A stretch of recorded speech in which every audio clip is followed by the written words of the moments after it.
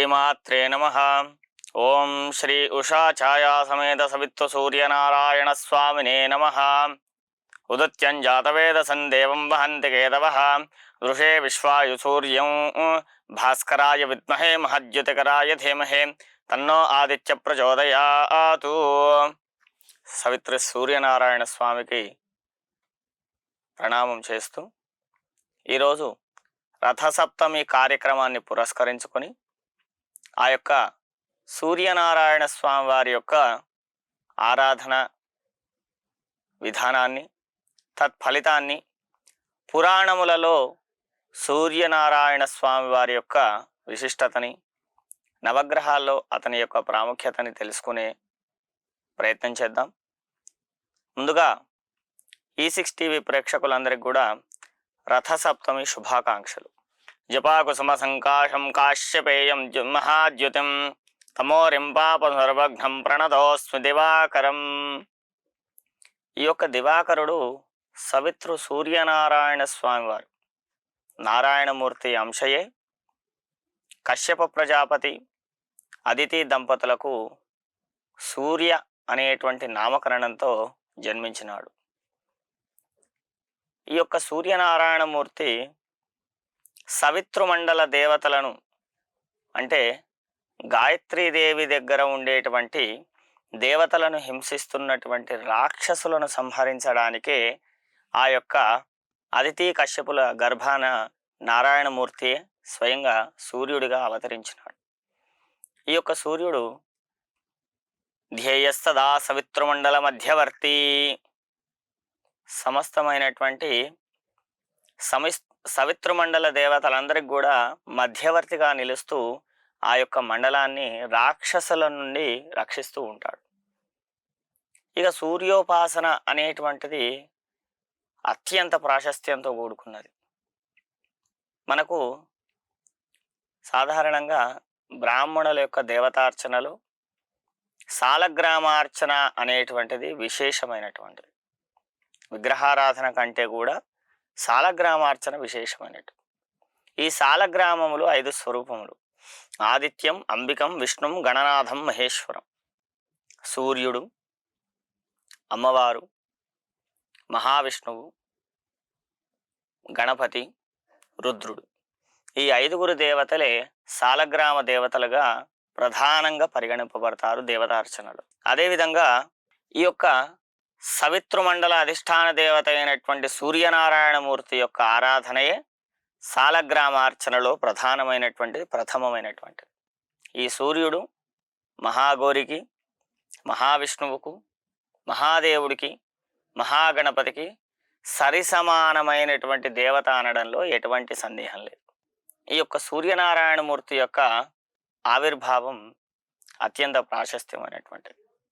బ్రాహ్మణులు చేసేటువంటి సంధ్యావందనం అంతా కూడా సూర్యోపాసన మీదనే ఆధారపడి ఉంటుంది.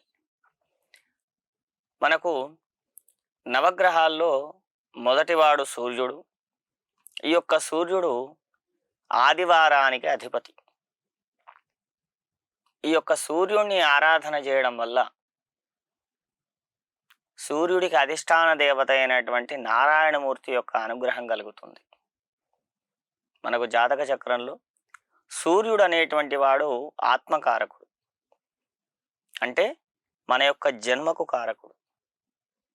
ఈ భూమి మీద ఎవరినైనా అమ్మ అని పిలుస్తాం, ఏ స్త్రీనైనా మనం అమ్మ అని పిలుస్తాం, కానీ ప్రతి పురుషుడు కూడా మనకు తండ్రి కాడు. తండ్రి అనేవాడు ఒక్కడే. అటువంటి పితృస్వరూపం జాతక చక్రంలో తండ్రి స్థానాన్ని సూచించేటువంటి వాడే ఈ యొక్క సూర్యనారాయణమూర్తి.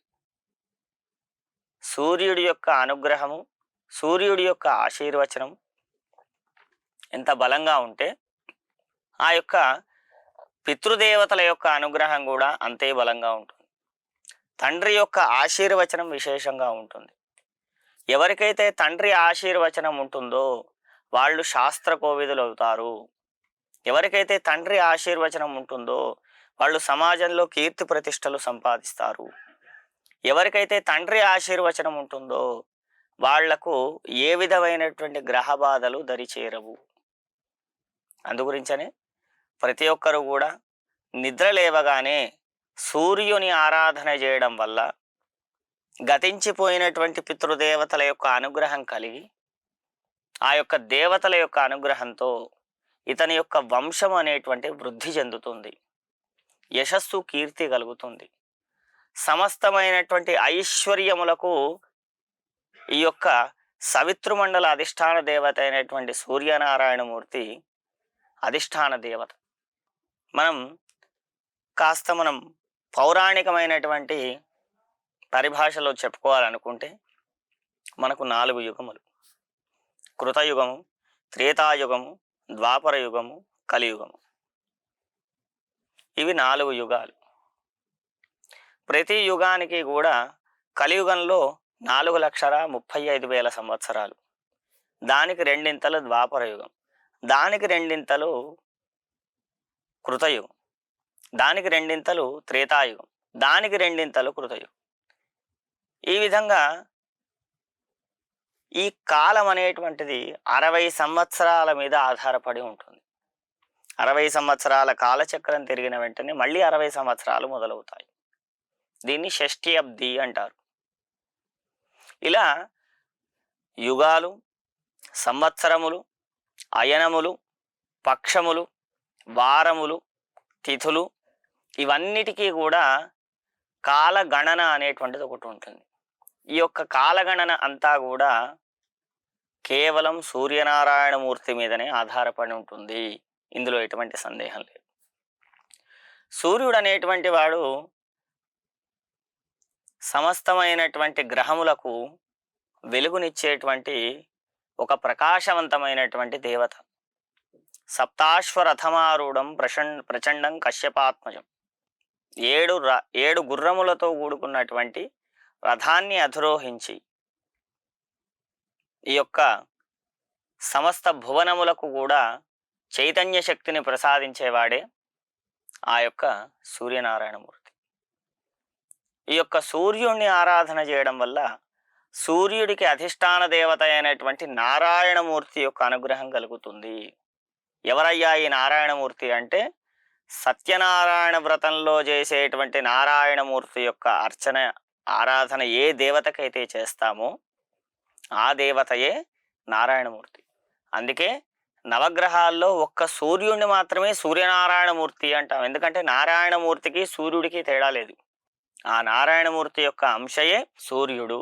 అదేవిధంగా 17 మంది ప్రజాపతులు, సప్తదశ ప్రజాపత్యక్షరాణ, 17 మంది ప్రజాపతులకు కూడా విద్యను నేర్పిన వాళ్ళు సప్త ఋషులు.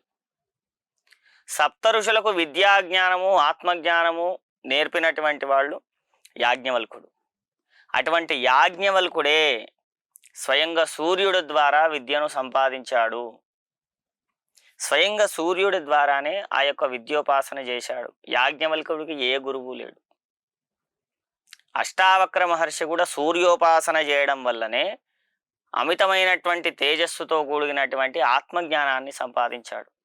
జనక మహారాజంతటి వాడికి గురువైనాడు. కపిల మహర్షికి కూడా సూర్యోపాసన వల్లనే విశేషమైనటువంటి జ్ఞాన సంపద కలిగింది. ఈ యొక్క సూర్యుడికి 2 భార్యలు, సంజ్ఞ, సంధ్య, అంటే ఉష, ఛాయ. ఉష అనేటువంటి భార్యకు యమి, యమ, ఒక కుమారుడు, ఒక కుమార్తె. యమ అంటే ధర్మాధిష్టాన దేవత అయినటువంటి యమధర్మరాజు. యమి అంటే యమునా నది. అదేవిధంగా ఒకానొక సందర్భంలో ఉషాదేవి తన యొక్క ఛాయను సూర్యనారాయణమూర్తి దగ్గర వదిలి వెళ్ళడం వల్ల ఆ ఛాయాదేవికి సూర్యుడి వల్ల ఇంకొక సంతానం కలిగింది. ఆయనయే శని. ఈ యొక్క శని మన యొక్క కర్మకు సాక్షి. సూర్యుడు ఆత్మకారకుడైతే శని మనకు కర్మకు సాక్షి. అతను ప్రాణకారకుడు. మన యొక్క జన్మకు కారకుడైనటువంటి సూర్యనారాయణమూర్తి ఆరాధన చేయడం వల్ల మన తండ్రి, తాత, ముత్తాతలు చేసినటువంటి అనేకమైనటువంటి పాప కర్మలు నశించి మనకు ధర్మకార్యం చెయ్యగలిగేటువంటి అవకాశాలను కల్పించి ఆ ధర్మకార్యం చేసినటువంటి పుణ్య ఫలితాన్ని మన భవిష్యత్తు తరాల వాళ్ళ ఖాతాలోకి వేస్తాడు ఈ యొక్క సూర్యనారాయణుడు. అదేవిధంగా ఈ యొక్క సూర్యుడికి అనేకమైనటువంటి నామరూపములు గలవు. మనకు ఏ యుగంలోనైనా దేవతా ప్రీతి కొరకు చేసేటువంటిది యజ్ఞయాగములు, సప్త సోమయాగములు గాని, సవితృమండల యాగములు గాని, సత్రయాగములు గాని, ఏ యాగమునైనా కూడా చెయ్యాలి అని అంటే సూర్యనారాయణమూర్తి, అగ్నిదేవుడు వీళ్ళిద్దరూ మాత్రమే ప్రధానమైనటువంటి దైవారాధకులు. మనం చూసుకున్నట్లయితే అత్రి అనసూయ దంపతులిద్దరు కూడా సవితృ సూర్యనారాయణమూర్తి ఆరాధన చేయడం వల్ల కర్మదోషాన్ని తొలగించుకొని వారి వారి యొక్క పూర్వజన్మలలో చేసినటువంటి కర్మను దోషాన్ని తొలగించుకొని త్రిమూర్తులనే సంతానంగా పొందగలిగేటువంటి పరిశుద్ధమైనటువంటి చైతన్య శక్తిని పొందారు వాళ్ళు. అదేవిధంగా బలిచక్రవర్తి చేసినటువంటి సత్రయాగములో వామనుడు బలిచక్రవర్తి దగ్గర దానం తీసుకున్నాడు. ఈ యొక్క వామనమూర్తి కూడా సూర్యనారాయణమూర్తి యొక్క తమ్ముడే. ఆ దానం తీసుకునేటువంటి అధికారము, యోగ్యత ఇవి రెండు కూడా వామనమూర్తికి వచ్చింది సూర్యనారాయణమూర్తి ఆరాధన ఉపాసన వల్లనే. అదేవిధంగా ఉపాసన చేసిన ఫలం కావాలనే ఉద్దేశంతోనే ఉపనయనమైన వెంటనే వచ్చాడు ఆ యొక్క వామనుడు. ఉపనయనం కాకముందు మాత్రం దానం తీసుకోవడానికి రాలేదు. ఎందుకంటే ఉపనయనమే సూర్యోపాసనకు మూలాధార యోగ్యత. అటువంటి యోగ్యతను సాక్షాత్ శ్రీమన్నారాయణమూర్తి వామనావతారంలో ఎత్తి మరి ఆ యొక్క సూర్యనారాయణమూర్తి ఆరాధన చేశాడు. సత్రయాగంలో బలిచక్రవర్తి దానం చేయగలిగేటువంటి యోగ్యతను కూడా సవితృ సూర్యనారాయణమూర్తి యొక్క అనుగ్రహం వల్లనే పొందాడు. మనకు దేవగురువు అయినటువంటి బృహస్పతి కానీ, రాక్షస గురువు అయినటువంటి శుక్రాచార్యుడు కానీ, బ్రహ్మదేవుడి దగ్గర నుంచి, హయగ్రీవుడి నుంచి, మేధా దక్షిణామూర్తి నుంచి విద్యోపాసన చేయడానికి తగిన యోగ్యతను సంపాదించింది ఈ యొక్క సూర్యనారాయణమూర్తి అనుగ్రహం వల్ల. ఇవన్నీ ఎందుకు చెప్తున్నానంటే సూర్యుడి యొక్క ఆరాధన చేయడం వల్ల మన యొక్క కర్మ అనేటువంటిది పరిపక్వమవుతుంది. కర్మశుద్ధి కలిగినప్పుడు మాత్రమే జ్ఞానం అనేటువంటిది వికసిస్తుంది. ఎవరికైతే కర్మశుద్ధి కలుగుతుందో వాళ్ళ యొక్క మార్గం సులభమవుతుంది. భగవంతుడు అనేటువంటి శబ్దాన్ని చేరుకోవడానికి ఉత్తమమైన ఉపాసనా మార్గములలో 5 మార్గములు ఉత్తిష్టమైనవి. అందులో మొట్టమొదటిదే సూర్యోపాసన, రెండవది అమ్మవారు, మూడవది మహావిష్ణువు, నాలుగవది రుద్రుడు, ఐదవది గణపతి. ఈ సూర్యోపాసన అనేటువంటిది సవితృ నారాయణమూర్తి ఆరాధన. ఇది బ్రహ్మ విద్య. సూర్యోపాసన అనేటువంటిది బ్రహ్మ విద్య. అదేవిధంగా ఈ యొక్క బ్రహ్మ విద్యతో సమానమైనవి ఏమిటి అంటే గాయత్రీ మంత్రము సూర్యోపాసన, లక్ష్మీ గణపతి కూడా సూర్యోపాసనే, సౌభాగ్య విద్యేశ్వరి అనేటువంటి పంచదశి షోడశి కూడా సూర్యోపాసనతో కూడుకున్నవే. ఇవన్నీ కూడా బ్రాహ్మీ ముహూర్తంలో ఉపాసన చేసిన వాళ్ళు విశేషమైనటువంటి అనుగ్రహాన్ని పొందుతారు. మరి బ్రాహ్మీ ముహూర్తం అంటే ఏమిటి అంటే సప్త మాతృకలలో బ్రాహ్మీ అనేటువంటి సరస్వతి స్వరూపము తెల్లవారుజామున 2:30 మొదలుకొని 4:30 వరకు మనకు అరుణోదయం అంటారు. 4:30 మొదలుకొని 7:30 వరకు 3 గంటల కాలాన్ని బ్రాహ్మీ దేవత ఈ భూమండలం అంతా కూడా తిరుగుతుంది. ఎవరైతే ఈ కాలంలో సూర్యోపాసన గాని దైవోపాసన గాని చేస్తారో తత్సంబంధితమైనటువంటి దైవానుగ్రహాన్ని అతి శీఘ్రంగా సూర్యుడి ద్వారానే మనకు అనుగ్రహిస్తుంది. ఈ బ్రాహ్మీదేవి యొక్క అధిష్టాన దేవత కూడా మళ్ళీ సూర్యుడే. సవితృమండల అధిష్టాన దేవతే ఆ యొక్క సూర్యుడు. సూర్యుడు యంత్రం వేసి మహాసౌరము అనేటువంటి ఋగ్వేద మంత్ర పారాయణము, అరుణము అనేటువంటి యజుర్వేద మంత్ర పారాయణము, సూర్య నమస్కారములు చేసినట్లయితే ఆ యొక్క సూర్యలోక ప్రాప్తి కలుగుతుంది అని మనకు సూర్యోపనిషత్ చెప్తుంది. మనకు పతంజలి యోగ సూత్రాల్లో కూడా ఎవరైతే వ్యాయామంలో సూర్య నమస్కారాలు చేస్తారో వాళ్లకు దేహారోగ్యం కలిగి జీవించి ఉన్నంత వరకు ఆరోగ్యం ప్రసాదిస్తాడు నారాయణమూర్తి. మనం ఒక్కసారి భౌతికమైన పరిభాషలో మాట్లాడుకున్నట్లయితే వైద్య పరిభాషలో విటమిన్ డి అంటాం. విటమిన్ డి అనేటువంటిది ఉండడం వల్ల మాత్రమే శరీరానికి దృఢత్వం కలుగుతుంది. ఆ దృఢత్వం ఎలా సిద్ధిస్తుంది అంటే కేవలం సూర్యోపాసన వల్లనే. ఆ విటమిన్ డి అనేటువంటిది నారాయణమూర్తి అనుగ్రహంతో, సూర్యుడి అనుగ్రహంతో మనకు ప్రాప్తిస్తుంది. ఇలా సూర్యుడి యొక్క ఆరాధన చేయడం వల్ల విశేషమైనటువంటి ఫలితాలు ఎన్నో ఉన్నాయి. ఈ యొక్క సూర్యుడు చంద్రుడు మొదలుకొని కేతువు వరకు సమస్తమైనటువంటి గ్రహాలకు అధిష్టాన నాయకుడు, గ్రహాధినేత, గ్రహనాయకుడు ఇతను. ఈ యొక్క గ్రహనాయకుడైనటువంటి సూర్యనారాయణమూర్తి ఆరాధన చేయడం వల్ల సమస్తమైనటువంటి పితృదోషములు కూడా తొలగుతాయి. ఈ యొక్క సూర్యుణ్ణి కృతయుగము, త్రేతాయుగం, ద్వాపరయుగం, కలియుగంలో ఎవరెవరు ఏ ఏ విధముగా ఉపాసన చేసి ఫలితం పొందారో తెలుసుకుందాం. ముందుగా కృతయుగం. కృతయుగంలో మనకు బలి చక్రవర్తి సత్రయాగం చేసే అధికారాన్ని, శ్రీ మహావిష్ణువుకే త్రిలోకాలను దానం చేయగలిగేటువంటి యోగ్యతను సంపాదించింది సూర్యనారాయణమూర్తి వల్ల. త్రేతాయుగంలో ఆ యొక్క అత్రి అనసూయ దంపతులు, అదేవిధంగా దత్తపురాణంలో చెప్పినట్లుగా సుమతి కౌశికుల యొక్క ఉదంతం, మౌద్గల్యస మహర్షి యొక్క సన్యాసాశ్రమ స్వీకరణ, ఇవన్నీ కూడా వాళ్లకు సూర్యోపాసన వల్లనే సిద్ధించినవి. దశరథుడు కూడా వశిష్ఠుడి యొక్క ఆజ్ఞానుసారంగా కాశీలో 10 సార్లు అశ్వమేధ యాగం చేసి ఈ యొక్క భూమండలాన్ని గెలిచినాడు. చక్రవర్తిత్వాన్ని పొందినటువంటి ఆ యొక్క నారాయణమూర్తి, ఆ యొక్క సూర్యనారాయణమూర్తి యొక్క అనుగ్రహంతోనే దశరథుడు కూడా 10 సార్లు అశ్వమేధ యాగం చేసి చక్రవర్తిత్వాన్ని పొందినాడు. అందుకే నారాయణమూర్తి యొక్క అనుగ్రహంతోనే ఇవన్నీ మనకు ప్రాప్తించినాయని తన యొక్క కులారాధన దైవంగా దశరథుడు సూర్యుణ్ణి ఎంచుకున్నాడు. సూర్యుడే రాముల వారి వంశానికి కులదైవము, వాళ్ళ యొక్క ఇంటి దైవం. అప్పటి వరకు ఇక్ష్వాకు వంశంగా ఉన్నటువంటి ఆ యొక్క వంశం కాస్త సూర్యవంశంగా ప్రసిద్ధి చెందింది.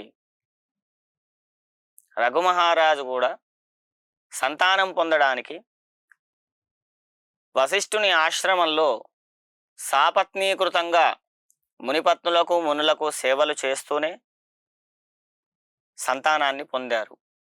గురుసేవ, సూర్యనారాయణ సేవ రెండూ కూడా ఒకటే అవడం వల్ల ఆ యొక్క నారాయణమూర్తి అనుగ్రహంతో, సూర్యానుగ్రహంతోనే వాళ్లకు సంతానం కలిగింది. అతనే దిలీప చక్రవర్తి. అదేవిధంగా హరిశ్చంద్రుడు కూడా అసత్యం ఆడకుండా ఎన్నో కష్టాలు అనుభవించి భార్యను అమ్మేసి విశ్వామిత్రుడికి ఇచ్చినటువంటి మాట కోసం భార్యాపుత్రులను కూడా అమ్మేసి తాను కాటికాపరి అయి కూడా ఎక్కడ కూడా అసత్య దోషం ఆడకుండా, తన యొక్క వ్యక్తిత్వాన్ని తక్కువ చేసుకోకుండా, ఆడిన మాట తప్పకుండా జీవించి చివరికి సూర్యుడి యొక్క అనుగ్రహం చేత, ధర్మాధిష్టాన దేవత అయినటువంటి యమధర్మరాజు యొక్క అనుగ్రహం చేతనే అతను మళ్ళీ చక్రవర్తిత్వాన్ని పొందాడు. ఇదిలా ఉండగా రామచంద్రమూర్తి రామరావణ యుద్ధంలో, రామాయణంలో రావణాసురుణ్ణి నిరోధించలేనటువంటి పరిస్థితి వచ్చింది. రావణాసురుడు అంటే అంత సులువైన అంశం కాదు. అతను జయ విజయులలో విజయుడు. అటువంటి విజయుణ్ణి హంతమొందించాలి అంటే శ్రీ మహావిష్ణువుకి అంత సులువైన అంశం కాదు. అతను మహాశివపూజా ధురంధరుడు, మహాశివభక్తుడు. అతని యొక్క శివభక్తి పుణ్యాన్ని పూర్తిగా హరించుకుపోయేంత వరకు ఎదురు చూసి కొట్టటమే తప్ప అంత సులువుగా రావణుని నిరోధించడం అసాధ్యం. అయితే ఇక్కడ నిరోధించలేకపోతున్నామని బాధపడుతున్నటువంటి చింతాక్రాంతుడైనటువంటి రామచంద్రమూర్తిని చూసి అగస్త్య మహాముని వచ్చి చెప్తున్నాడు, రామరామ మహాబాహో శృణుగుహ్యం సనాతనం. అంటే నీ యొక్క తండ్రి, తాత, ముత్తాత వీరి యొక్క శక్తులన్నీ కూడా ఏకీకృతమై నీలో ప్రవేశింప చెయ్యగలిగే ఏకైక శక్తివంతుడు ఆ యొక్క సూర్యుడు. కాబట్టి ఆ యొక్క సూర్యుడిని ఆరాధన చేయమని ఆదిత్య హృదయ స్తోత్రాన్ని అగస్త్యుడు శ్రీరామచంద్రునికి ఉపదేశించినాడు. ఇది సూర్యోపాసనలో అత్యంత విశిష్టమైనటువంటిది. ఇది రామాయణంలో యుద్ధకాండలో ఉన్నటువంటి అంశం. ఈ విధమైనటువంటి ఆదిత్య హృదయం చదవడం వల్ల దేహారోగ్యం కలుగుతుంది, శత్రు జయం కలుగుతుంది. శత్రు జయము అంటే ఎవరిని మనం నిందించడమో సంహరించడము కాదు, అతని యొక్క మనస్సులో మన మీద ఉన్నటువంటి దుర్బుద్ధి తొలగి మన యందు వారికి సద్బుద్ధి కలుగుతుంది. అటువంటి సద్బుద్ధి లక్షణాలను కూడా మన యొక్క శత్రువుల చేతిలో అటువంటి సద్బుద్ధి లక్షణాలను కూడా మన యొక్క శత్రువుల హృదయాల్లో మన యందు సద్బుద్ధి కలగజేయడమే సూర్యుడి యొక్క ఆశీర్వచన బలం. అదేవిధంగా మహాభారత కాలంలో చూసుకున్నట్లయితే దూర్వాస మహాముని కుంతీదేవికి ఇచ్చినటువంటి ఒక మంత్రబలం వల్ల సూర్యుడిని చూస్తూనే ఆ మంత్రం చదవటంతో సూర్యుడు స్వయంగా నేల మీదకి వచ్చి కుంతీదేవికి ఒక సంతానాన్ని ప్రసాదిస్తాడు.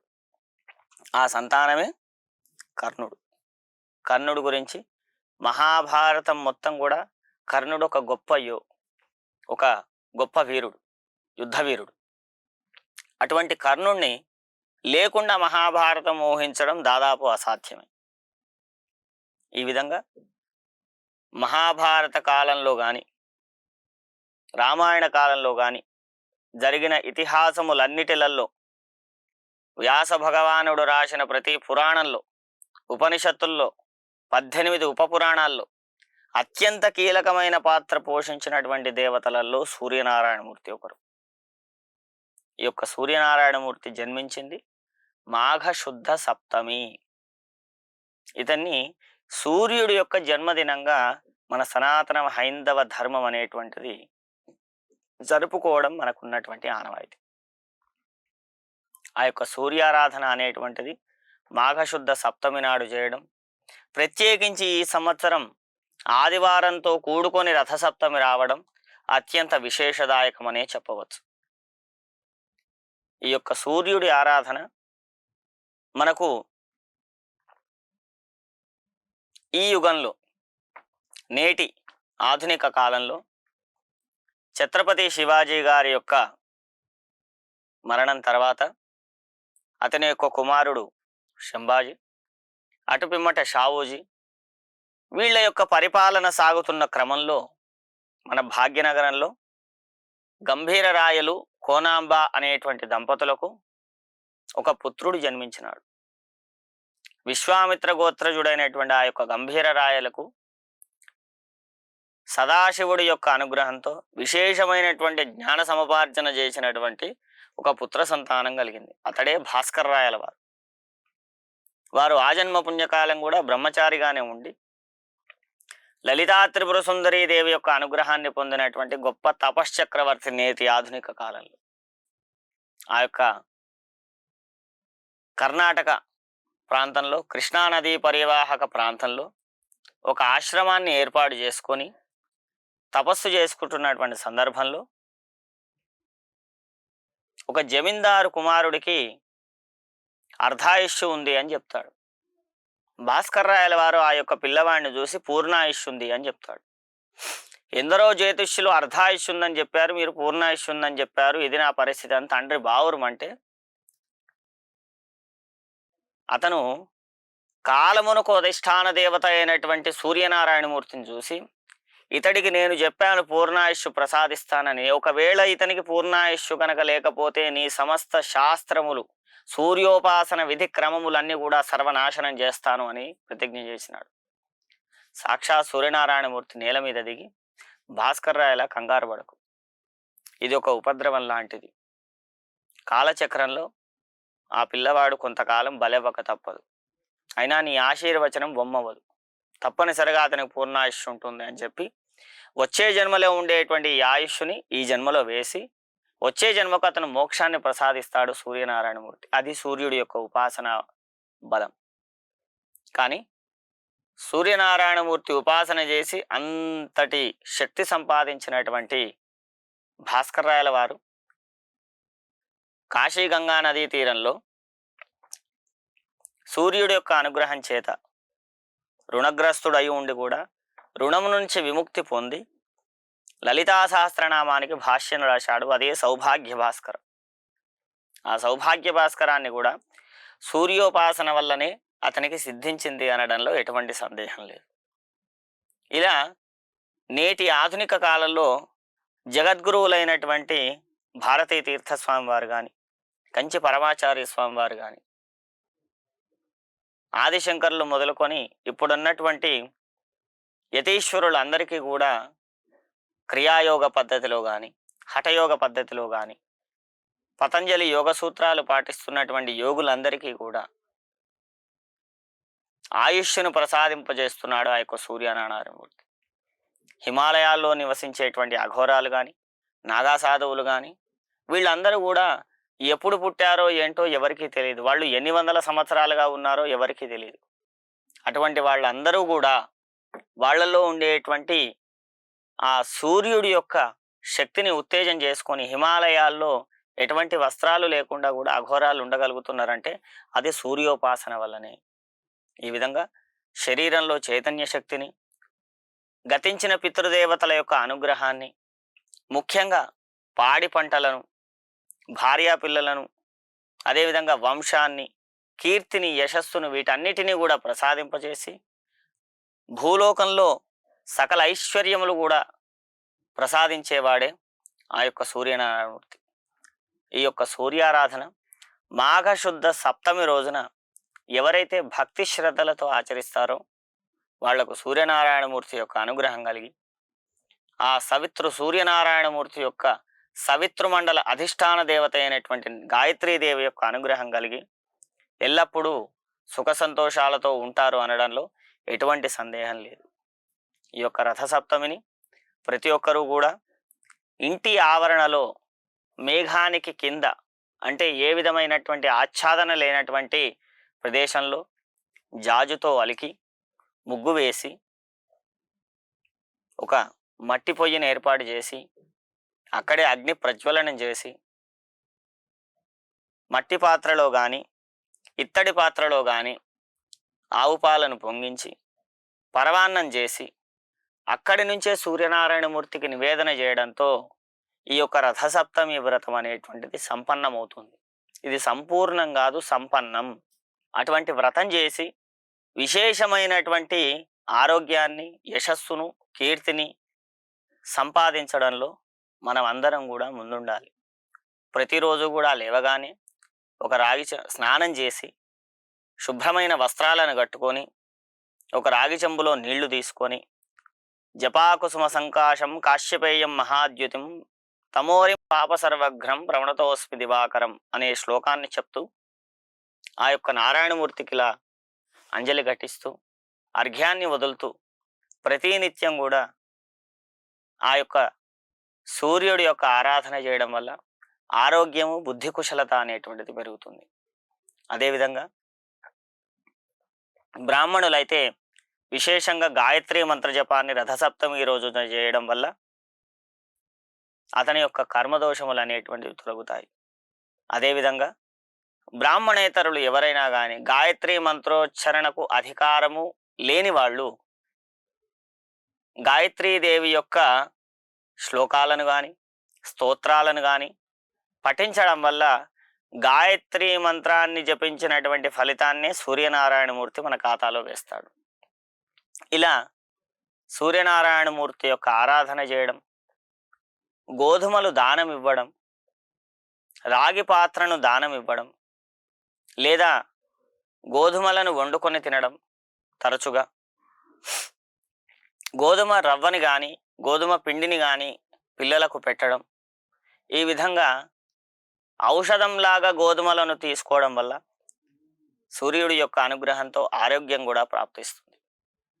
ఇలా గ్రహాలకు అధిష్టాన దేవత అయినటువంటి ఆ యొక్క సూర్యుడి యొక్క అనుగ్రహాన్ని రథసప్తమి రోజున పాలు పొంగించి ఆ స్వామికి నివేదన చేసి సర్వేశ్వరుడు లోకేశ్వరేశ్వరుడు అయినటువంటి సూర్యనారాయణమూర్తి యొక్క అనుగ్రహాన్ని అందరూ కూడా పొందాలని మనసా వాచా కర్మణ కోరుకుంటూ E6 టీవీ తరఫున దండపాణి జ్యోతిష్యాలయం తరఫున మీ అందరికీ కూడా రథసప్తమి శుభాకాంక్షలతో మరొక కార్యక్రమంలో మళ్ళీ కలుసుకుందాం. జై శ్రీరామ్.